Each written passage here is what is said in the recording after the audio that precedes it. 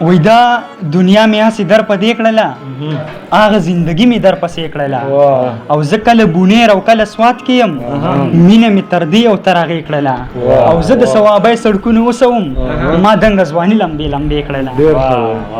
ارشاد باغي صاحب زه سوات وطن زما جنت ته زه چې هر وارې راځمه سره ګلونه سپینې واورې د دې پورې غر نه یوسم او ته شاهد اوسه وطنه د شاهد دا فیصله ده نه دې نور چاته پرېږدمه نه به کډه در نه یوسم.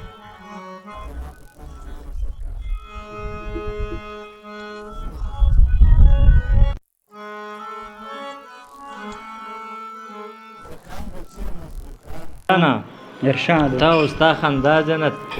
مال تا او ستا جنت سوات دی او ستا غېږه ده دا جنت او دا جنت وګوره جو یو جنت وخانده جو بیا جنت.